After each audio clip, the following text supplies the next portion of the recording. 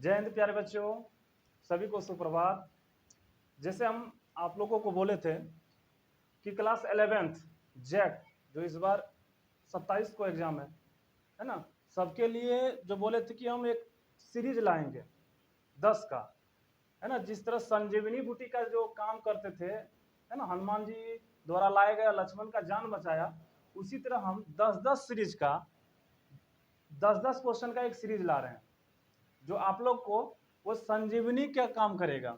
हम कोशिश करते हैं कि आप लोगों का छांट छांट के क्वेश्चन, जैसे आज इतिहास का दिए हैं, इससे पहले दिए थे हम पॉलिटिकल साइंस का, उसका सेकंड सीरीज हम 1-2 दिन में दे देंगे। लेकिन आज जो है इतिहास का सीरीज लाए हैं, कुल इसमें 10 क्वेश्चन है और 10 क्वेश्चन इसी तरह 1-2 और सीरीज लाएंगे जो आप लोग का बहुत ही कामदार हो गए, जो पढ़ के अगर आप एग्जाम में चल जाते हैं तो इससे कोशिश करेंगे कि टच हो जाएगा। तो चलिए, आज जो हम इतिहास का 10 क्वेश्चन लिए हैं तो थोड़ा इस प्रकार है। इसको जो है आप लोग थोड़ा ध्यान से पढ़ना, कम से कम इसको अगर पढ़ के जाओगे तो इसमें हम अगर कोशिश कर रहे हैं कि इससे बाहर क्वेश्चन नहीं जाएगा, है ना। तो आप लोग क्वेश्चन को थोड़ा ध्यान से पढ़िएगा। चलिए क्वेश्चन का शुरुआत करते हैं। पहला क्वेश्चन है, आज का मानव किस प्रजाति का है। आज का जो मानव है वो किस प्रजाति का है। तो कौन सा प्रजाति है? होमो सेपियंस। कौन सा प्रजाति का है? होमो सेपियंस। जैसे अगर बोलेंगे कि मानव का वैज्ञानिक नाम क्या है तो होमो सेपियंस। जैसे साइंस वाले बच्चे सब जानते होंगे कि वैज्ञानिक जो मानव का वैज्ञानिक नाम क्या है तो होमो सेपियंस। उसी प्रकार क्या है, मानव किस प्रजाति का है तो कौन सा प्रजाति का है? होमो सेपियंस। अगला क्वेश्चन है, on the origin of species. On the origin of species नामक पुस्तक किसने लिखी? पुस्तक का नाम है ये और इंपॉर्टेंट है। किसके द्वारा लिखा गया है? Charles Darwin. किसके द्वारा? Charles Darwin. अगला क्वेश्चन है, मानव ने आग पर पकाकर मिट्टी के बर्तन बनाना कब प्रारंभ किया था? मतलब मानव द्वारा आग पर मिट्टी का बर्तन जो है पकाकर प्रारंभ कब से किया था?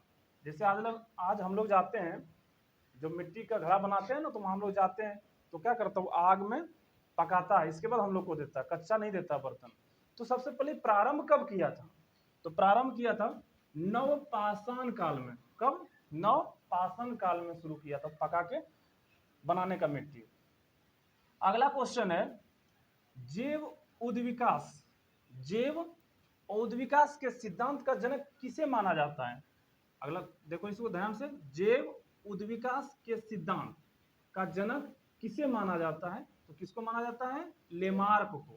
और इंपॉर्टेंट क्वेश्चन है ये, जितना भी हम क्वेश्चन ले हैं सब इंपॉर्टेंट है। हम कोशिश कर रहे हैं कि जितना सीरीज दें अगर आप लोग पढ़ लेंगे तो एग्जाम में टच हो जाएगा इससे क्वेश्चन। तो प्यारे बच्चों इस पर थोड़ा ध्यान दें। अगला क्वेश्चन है, मानव द्वारा शिकार कब शुरू किया गया था? जैसे आज हम लोग ना शिकारी करते हैं, तो सबसे पहले शिकारी करने का शुरुआत कब किया था? कब से? तो कब से किया था? 50 लाख वर्ष पूर्व। कब किया था? 50 लाख वर्ष पूर्व से ही शिकारी करना प्रारंभ कर दिया था। अगला क्वेश्चन है, अग्नि का उपयोग मानव कितने वर्ष पहले प्रारंभ किया था? अग्नि का प्रयोग जो था मानव कितने वर्ष पहले किया था? 14 लाख वर्ष पूर्व। अगर बोलेंगे तो 14 लाख वर्ष पूर्व हुआ था। अगला क्वेश्चन है, किस युग में मानव खेती प्रारंभ शुरू किया था? मानव किस युग में मानव खेती करना शुरू किया था? मतलब खेती जो हम लोग करते हैं ना, तो सबसे पहले कब से स्टार्ट किया था? तो नवपाषाण युग में। कब से? नवपाषाण युग में। अगर यहाँ से एग्जाम में पूछ सकता है कि हल का जो प्रयोग है कि कब से होने स्टार्ट किया, तो नवपाषाण युग में, है ना। तो ये पूछ सकता है कि खेती करना मानव कब से स्टार्ट किया था? तो नवपाषाण युग से ही स्टार्ट कर दिया था खेती करना।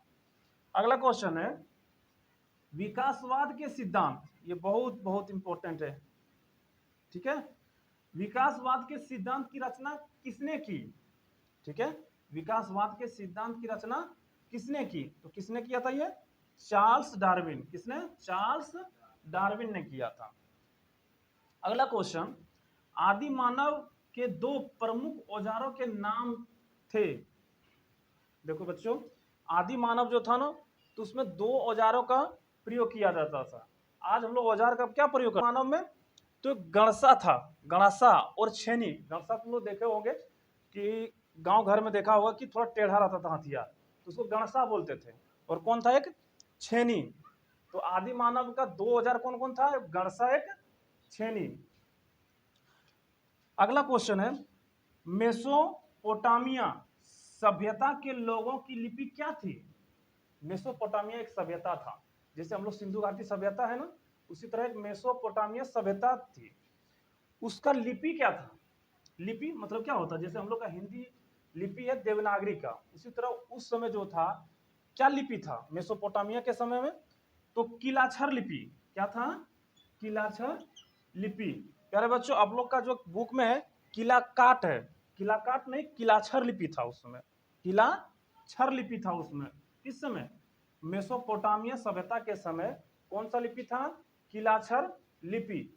ठीक है, ये जो क्वेश्चन है बहुत ही इंपॉर्टेंट है, इसको आप लोग बार बार रिपीट करके देखें। जितने भी 11th का बच्चा है और जो इतिहास रखे हैं उसके लिए बहुत इंपॉर्टेंट है। ऐसे 11th के बच्चों जो है अलग अलग सब्जेक्ट है, कोई पॉलिटिकल, कोई इतिहास, कोई इकोनॉमिक्स, कोई सोशियोलॉजी, लेकिन जिसका भी इतिहास है ये सब क्वेश्चन बहुत ही इंपॉर्टेंट है।